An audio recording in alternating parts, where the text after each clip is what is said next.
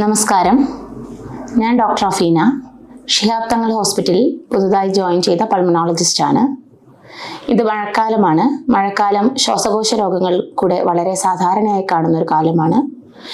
ഈ കാലത്ത് നമുക്ക് വൈറൽ ന്യൂമോണിയ, പനി, ജലദോഷം, ചുമ, ന്യൂമോണിയകൾ തുടങ്ങിയവയൊക്കെ വളരെ കോമൺ ആണ്. മുൻപ് രോഗം ഉള്ളവർ, അതായത് ആസ്മ, COPD തുടങ്ങിയ ശ്വാസകോശജന്യ രോഗം ഉള്ളവർക്ക് ആ രോഗം മൂർച്ഛിക്കാൻ സാധ്യതയുള്ള ഒരു കാലമാണ് മഴക്കാലം.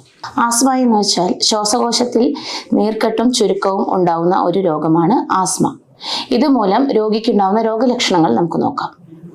ചുമ, വലിവ്, ശ്വാസതടസ്സം, നെഞ്ചിന് ഒരു ടൈറ്റ്നെസ് പോലെ ഫീൽ ചെയ്യുക തുടങ്ങിയവയാണ് രോഗലക്ഷണങ്ങൾ. ആസ്മ ഉണ്ടാവാനുള്ള കാരണം ജനിതകമായിട്ടുണ്ടാവാം, അല്ലെങ്കിൽ അലർജി മൂലം ഉണ്ടാവാം, അല്ലെങ്കിൽ ഇപ്പോൾ ഈ പൊല്യൂഷൻ, അങ്ങനത്തെ നമ്മൾ ജോലി ചെയ്യുന്ന സ്ഥലത്തുള്ള അവിടുത്തെ അന്തരീക്ഷത്തിലുള്ള മാലിന്യങ്ങൾ തുടങ്ങിയവയൊക്കെ ആസ്മ ഉണ്ടാവാൻ കാരണമായേക്കാവുന്നതാണ്. ആസ്മയ്ക്ക് നാം ശരിയായ രീതിയിൽ ചികിത്സ എടുക്കേണ്ടതാണ്. ആദ്യമായി രോഗനിർണയം എങ്ങനെയാണെന്ന് നോക്കാം. ആസ്മയുടെ രോഗനിർണയം PFT അഥവാ സ്പൈറോമെട്രി എന്ന ടെസ്റ്റ് ചെയ്തിട്ടാണ്. ഇത് നമ്മൾ ഊതിയിട്ട് ശ്വാസകോശത്തിൽ തടസ്സം നിർണ്ണയിക്കുകയാണ് ഈ ടെസ്റ്റിലൂടെ നമ്മൾ ചെയ്യുന്നത്.